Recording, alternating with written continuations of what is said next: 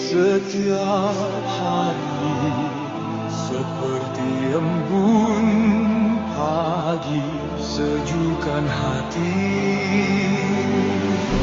Ucapkan syukur, Tuhan Yesus baik, biar kita tahu perkataan yang baik. Tuhan sediakan kebutuhanku, Dia akan cukupkan semua yang ku perlu. Dia sembuhkan semua sakitku, berikan damai sejahtera yang lampaui akalku. Tuhan buka jalan, pimpin semua langkahku. Dia tiang awan dan tiang apiku. Esra 8 ayat 1 sampai 36.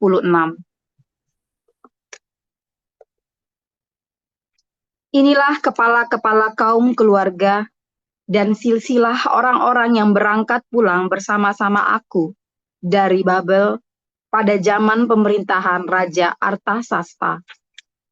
Dari Bani Pinehas, Gersom; dari Bani Itamar, Daniel; dari Bani Daud, Hatus bin Sekhanya; dari Bani Paros, Zakaria; dan bersama-sama dia 150 orang laki-laki tercatat di dalam silsilah. Dari Bani Pahat Moab, Elioenai bin Zerahia; dan bersama-sama dia 200 orang laki-laki. Dari Bani Zatu, Sekanya bin Yahaziel; dan bersama-sama dia 300 orang laki-laki. Dan dari Bani Adin, Ebed bin Yonatan; dan bersama-sama dia 50 orang laki-laki.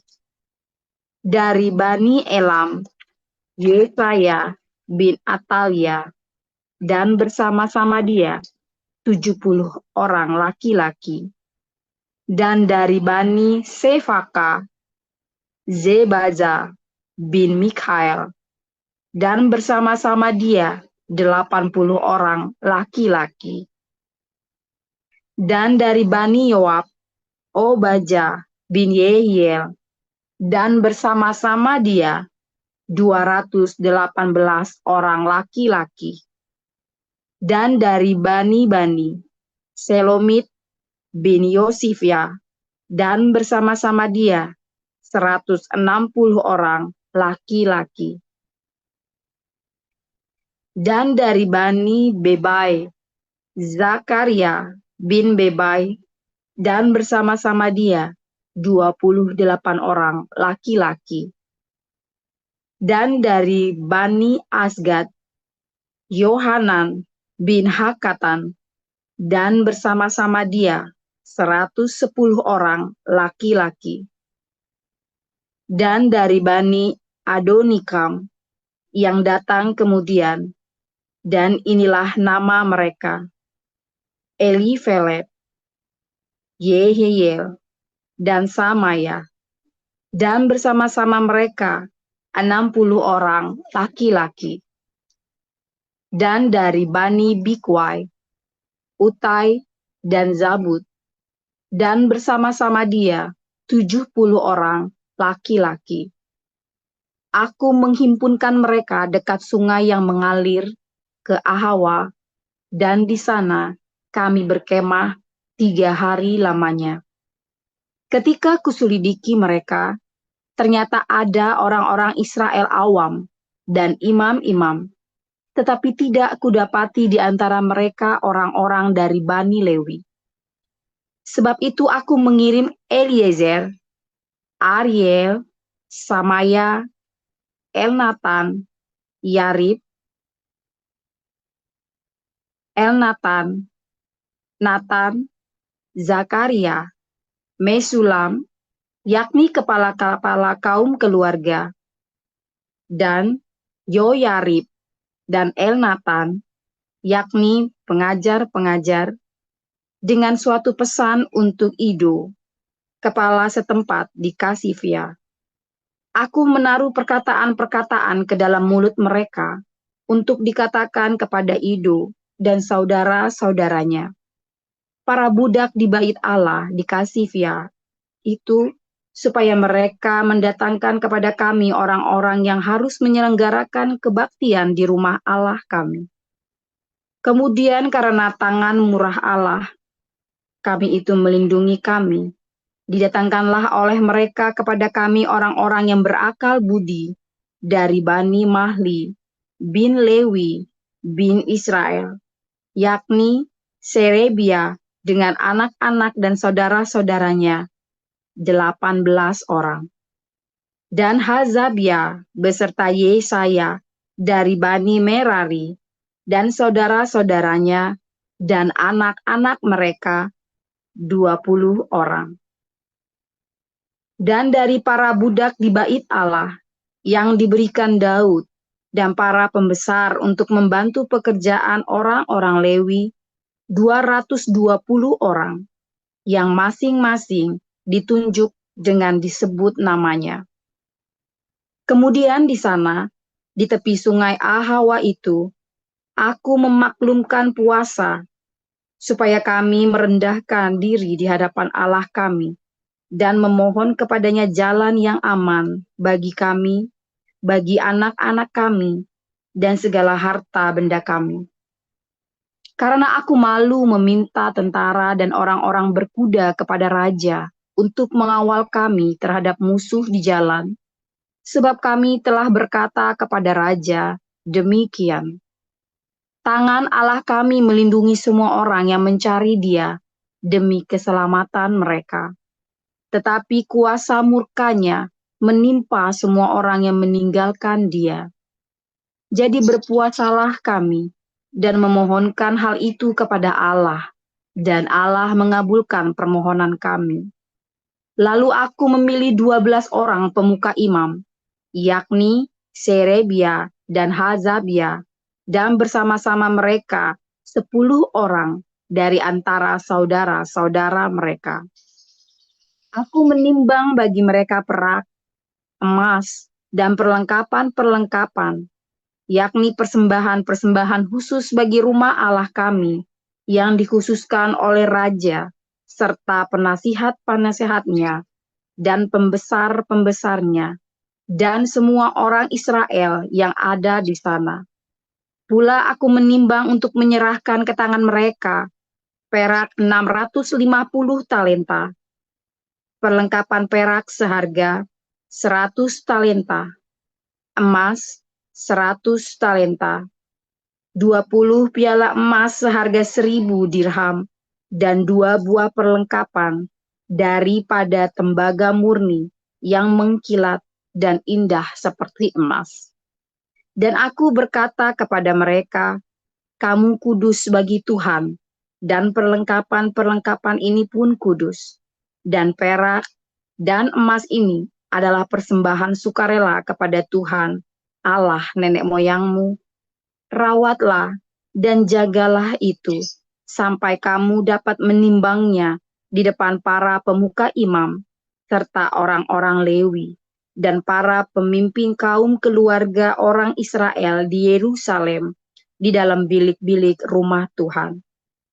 Lalu para imam dan orang-orang Lewi menerima perak dan emas dan perlengkapan-perlengkapan yang telah ditimbang itu untuk dibawa ke Yerusalem, ke rumah Allah kami. Kemudian berangkatlah kami dari sungai Ahawa pergi ke Yerusalem pada tanggal 12 bulan pertama untuk berjalan ke Yerusalem.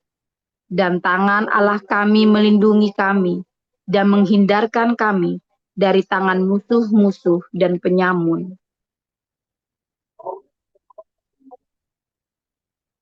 Maka tibalah kami di Yerusalem, sesudah kami tinggal di sana selama 3 hari. Maka pada hari yang keempat, ditimbanglah perak dan emas dan perlengkapan-perlengkapan itu di dalam rumah Allah kami, di bawah pengawasan Imam Meremot bin Uria yang didampingi oleh Eleazar bin Pinehas, dan mereka dibantu oleh Yozabat bin Yesua dan Noaja bin Bunui, orang-orang Lewi. Semuanya dihitung dan ditimbang kembali, dan jumlah timbangannya dibukukan. Pada waktu itu juga, orang-orang yang telah kembali dari penawanan, yakni mereka yang pulang dari pembuangan, mempersembahkan sebagai korban bakaran kepada Allah Israel lembu jantan 12 ekor untuk seluruh Israel, domba jantan 96 ekor, anak domba 77 ekor, kambing jantan sebagai korban penghapus dosa 12 ekor. Semuanya itu sebagai korban bakaran bagi Tuhan. Markus 11 ayat 1 sampai 33. Ketika Yesus dan murid-muridnya telah dekat Yerusalem, dekat Betfage dan Betania yang terletak di Bukit Zaitun, Yesus menyuruh 2 orang muridnya dengan pesan, "Pergilah ke kampung yang di depan itu. Pada waktu kamu masuk ke situ, kamu akan segera menemukan seekor keledai muda tertambat yang belum pernah ditunggangi orang. Lepaskan keledai itu dan bawalah kemari. Dan jika ada yang mengatakan kepadamu, mengapa kamu melakukan itu? Jawablah, Tuhan memerlukannya. Ia akan segera mengembalikannya ke sini." Mereka pun pergi dan menemukan seekor keledai muda tertambat di depan pintu di luar, di pinggir jalan, lalu melepaskannya. Dan beberapa orang yang ada di situ berkata kepada mereka, "Apa maksudnya kamu melepaskan keledai itu?" Lalu mereka menjawab seperti yang sudah dikatakan Yesus. Maka orang-orang itu membiarkan mereka. Lalu mereka membawa keledai itu kepada Yesus dan mengalasinya dengan pakaian mereka. Kemudian Yesus naik ke atasnya. Banyak orang yang menghamparkan pakaiannya di jalan. Ada pula yang menyebarkan ranting-ranting hijau yang mereka ambil dari ladang. Orang-orang yang berjalan di depan dan mereka yang mengikuti dari belakang berseru, "Hosana, diberkatilah dia yang datang dalam nama Tuhan. Diberkatilah kerajaan yang datang, kerajaan Bapa kita Daud. Hosana di tempat yang maha tinggi." Sesampainya di Yerusalem, ia masuk ke Bait Allah. Di sana ia meninjau semuanya, tetapi sebab hari sudah hampir malam, ia keluar ke Betania bersama dengan ke-12 muridnya. Keesokan harinya sesudah Yesus dan ke-12 muridnya meninggalkan Betania, Yesus merasa lapar dan dari jauh ia melihat pohon ara yang sudah berdaun. Ia mendekatinya untuk melihat kalau ada mendapat apa-apa pada pohon itu. Tetapi waktu ia tiba di situ, ia tidak mendapat apa-apa selain daun-daun saja, sebab memang bukan musim buah ara. Maka katanya kepada pohon itu, "Jangan lagi seorang pun makan buahmu selama-lamanya." Dan murid-muridnya pun mendengarnya. Lalu tibalah Yesus dan murid-muridnya di Yerusalem. Sesudah Yesus masuk ke Bait Allah, mulailah ia mengusir orang-orang yang berjual beli di halaman Bait Allah. Meja-meja penukar uang dan bangku-bangku pedagang merpati dibalikkannya. Dan ia tidak memperbolehkan orang membawa barang-barang melintasi halaman Bait Allah. Lalu ia mengajar mereka, katanya, "Bukankah ada tertulis, rumahku akan disebut rumah doa bagi segala bangsa? tetapi kamu ini telah menjadikannya sarang penyamun. Imam-imam kepala dan ahli-ahli Taurat mendengar tentang peristiwa itu dan mereka berusaha untuk membinasakan dia. Sebab mereka takut kepadanya, melihat seluruh orang banyak takjub akan pengajarannya. Menjelang malam mereka keluar lagi dari kota. Pagi-pagi ketika Yesus dan murid-muridnya lewat, mereka melihat pohon ara tadi sudah kering sampai ke akar-akarnya. Maka teringatlah Petrus akan apa yang telah terjadi. Lalu ia berkata kepada Yesus, "Rabi, lihatlah, pohon ara yang kau kutuk itu sudah kering." Yesus menjawab mereka, "Percayalah kepada Allah. Aku berkata kepadamu, sesungguhnya barang siapa berkata kepada gunung ini, beranjaklah dan tercampaklah ke dalam laut, asal tidak bimbang hatinya, tetapi percaya bahwa apa yang dikatakannya itu akan terjadi, maka hal itu akan terjadi baginya. Karena itu aku berkata kepadamu, apa saja yang kamu minta dan doakan, percayalah bahwa kamu telah menerimanya, maka hal itu akan diberikan kepadamu. Jika kamu berdiri untuk berdoa, ampunilah dahulu sekiranya ada orang sesuatu dalam hatimu terhadap seseorang, supaya juga Bapamu yang di surga mengampuni kesalahan-kesalahanmu. Tetapi jika kamu tidak mengampuni, maka Bapamu yang di surga juga tidak akan mengampuni kesalahan-kesalahanmu. Lalu Yesus dan murid-muridnya tiba pula di Yerusalem. Ketika Yesus berjalan di halaman Bait Allah, datanglah kepadanya imam-imam kepala, ahli-ahli Taurat dan tua-tua, dan bertanya kepadanya, "Dengan kuasa manakah engkau melakukan hal-hal itu? Dan di manakah dan siapakah yang memberikan kuasa itu kepadamu, sehingga engkau melakukan hal-hal itu?" Jawab Yesus kepada mereka, "Aku akan mengajukan satu pertanyaan kepadamu. Berikanlah aku jawabnya, maka aku akan mengatakan kepadamu dengan kuasa manakah aku melakukan hal-hal itu. Baptisan Yohanes itu dari surga atau dari manusia? Berikanlah aku jawabnya." Mereka memperbincangkannya di antara mereka dan berkata, "Jikalau kita katakan dari surga," ia akan berkata, "Kalau begitu, mengapakah kamu tidak percaya kepadanya? Tetapi masakan kita katakan dari manusia? Sebab mereka takut kepada orang banyak, karena semua orang menganggap bahwa Yohanes betul-betul seorang nabi."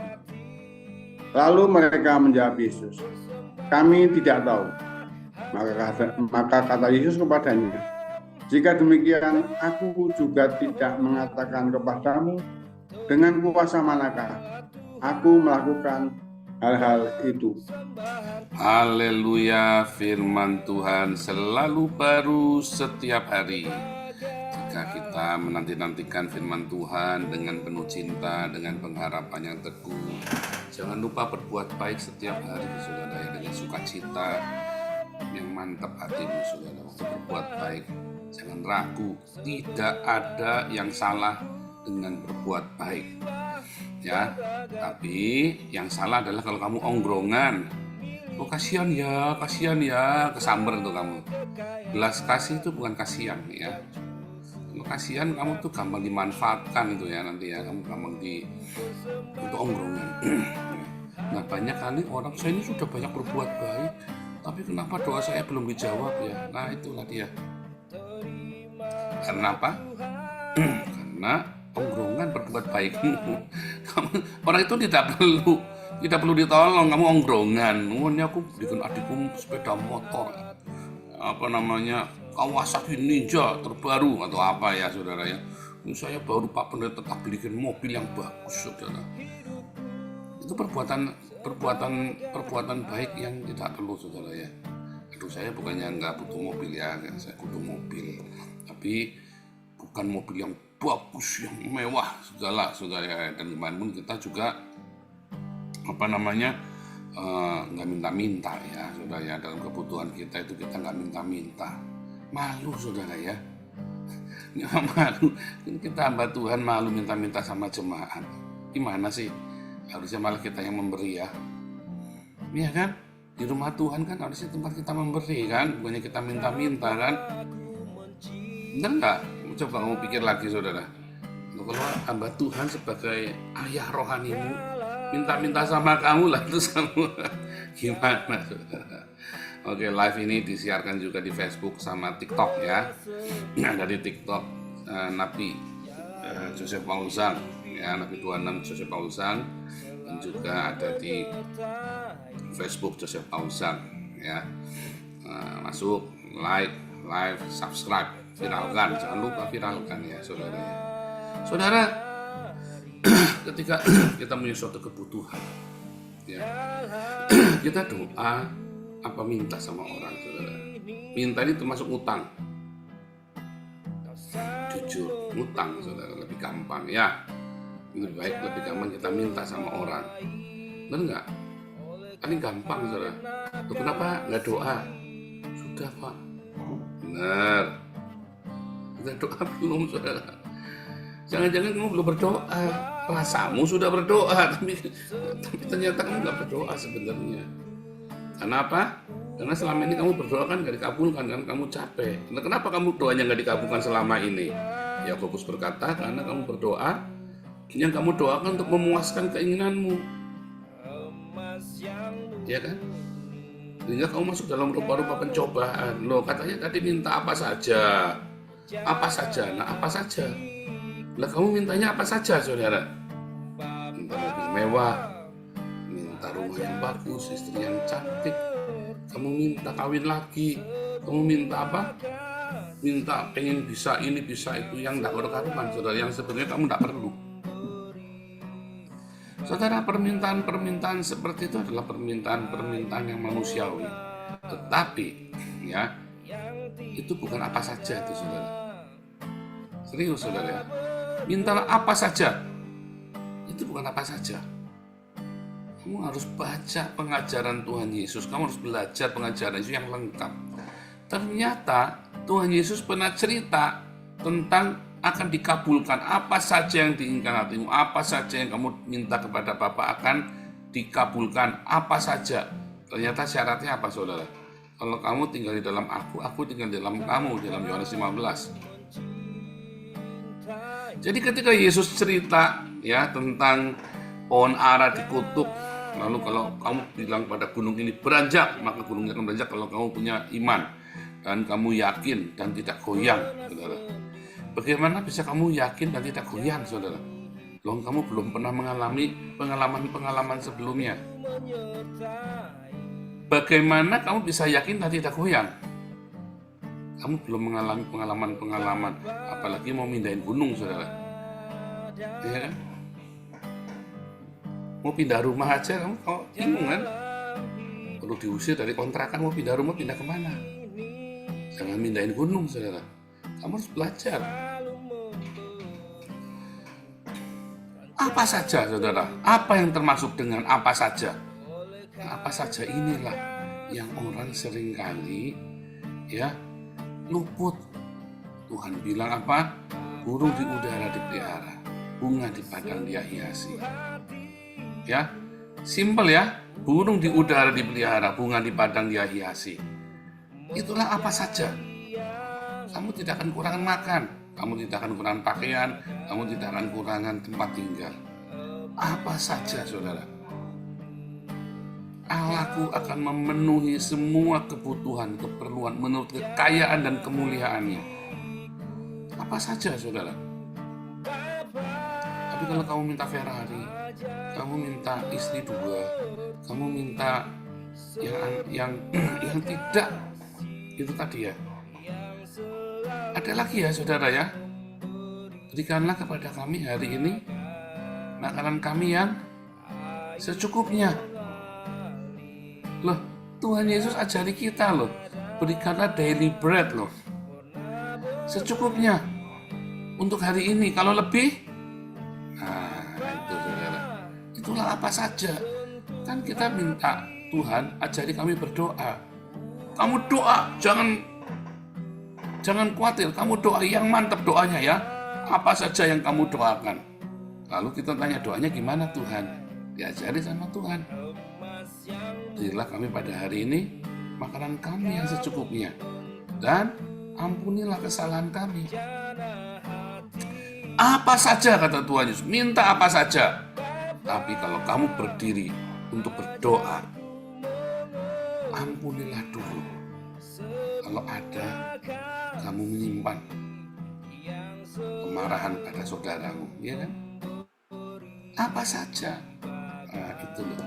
Ternyata dalam kata mintalah apa saja, seolah apa saja yang kamu minta doakan, percayalah kamu sudah menerimanya. Apa saja ini diajari. Lalu bagaimana doanya dong Tuhan? Apabila kamu berdoa, berdoalah demikian. Bapa kami di surga, dikuduskanlah namamu, datanglah kerajaanmu, jadilah kehendakmu di bumi seperti di surga. Jadilah kehendakmu apa saja, jadilah kehendakmu.